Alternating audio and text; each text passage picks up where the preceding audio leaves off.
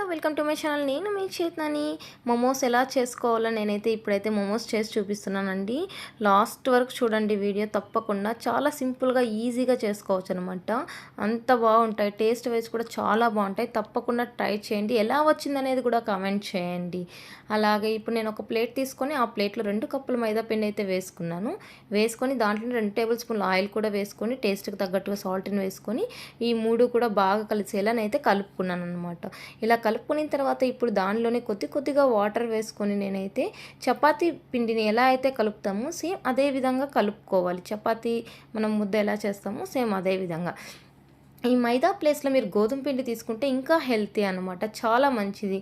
మైదాతో చేస్తే టేస్ట్ ఉంటుంది అంటారు కానీ మీరు గోధుమ పిండితో కూడా ట్రై చేయండి, చాలా బాగుంటుంది. మైదా పిండి తినలేని వాళ్ళు ఇక్కడ గోధుమ పిండి తీసుకోండి, ఏం కాదు. మైదా టేస్ట్ అంటారని నేను మైదా చేశాను, గోధుమ పిండి కూడా యూజ్ చేయొచ్చు అనమాట. అలాగే ఇలా కలిపిన తర్వాత మనం 1 అవర్ పాటు పక్కన పెట్టేసేయాలి. ఇలా 1 అవర్ పాటు పక్కన పెట్టేసిన తర్వాత మనం ఇంకా మిగతా ప్రాసెస్ ఉంది. వెజిటేబుల్స్ అన్నీ కూడా కట్ చేసుకోవాలి కదా. నేనైతే ఇక్కడ పన్నీర్ మోమోస్ అయితే చేస్తున్నాను. అందుకని ముందుగా పన్నీరు, క్యారెట్, ఆనియన్, క్యాప్సికము, కొత్తిమీర అలాగే మిరపకాయలు అయితే తీసుకున్నాను. వీటన్నిటిని కూడా సన్నగా అయితే చోప్ చేసుకొని పక్కన పెట్టుకునేసాను అనమాట. అన్నీ కూడా తరిగేసి పక్కన పెట్టుకున్నాను. అలాగే పన్నీర్ని కట్ చేయకుండా నేను ఇక్కడ తురిమేశాను. మీరు కావాలంటే మీరు పన్నీర్ని తురమచ్చు, లేదా సన్నగా కట్ చేసుకోవచ్చు, లేకంటే చేతితో స్మాష్ కూడా చేసేయచ్చు.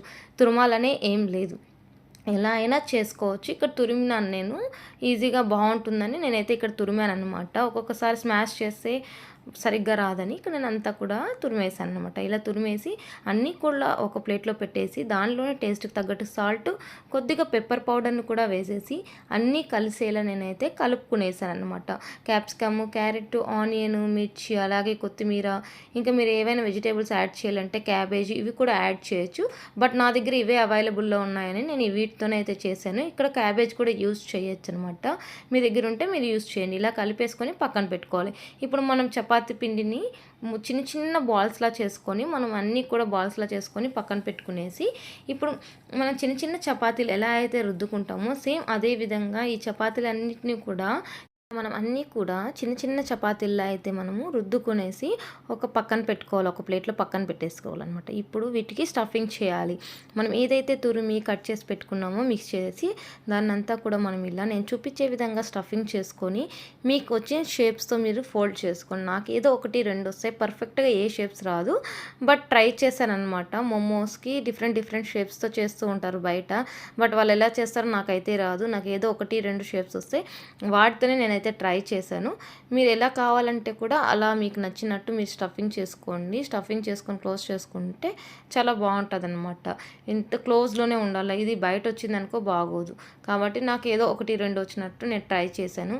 ఇలా హెల్తీ చాలా మంచిది. ఈ మైదా ప్లేస్లో తప్పకుండా గోధుమ పిండి అయితే ట్రై చేయండి, నిజంగా హెల్త్ వైజ్ చాలా బాగుంటుంది. దీంట్లో అన్ని వెజిటేబుల్సే ఉన్నాయి, ఏది మనకు అన్హెల్తీ ఏం కాదు కదా. మనం ట్రై చేయొచ్చు అనమాట. ఇలా మిగిలిన దాన్ని కూడా మీరు చపాతీల మధ్యలో కూడా పెట్టుకొని చేసుకుంటే పరాటాలు కూడా చాలా బాగా అవుతాయి. ఇలా మోమోస్ అప్పుడప్పుడు చపాతీలు చేసి పెడితే పిల్లలకి ఎంతో ఇష్టంగా ఉంటారు.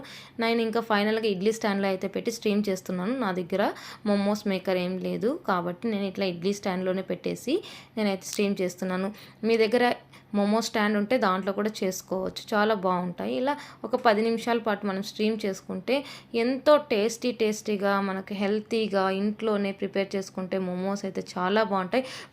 ట్రై చేయండి, ఎలా వచ్చిందో కమెంట్ కూడా చేయండి. అలాగే నా ఛానల్ నచ్చితే కనుక please subscribe my channel. Thank you so much.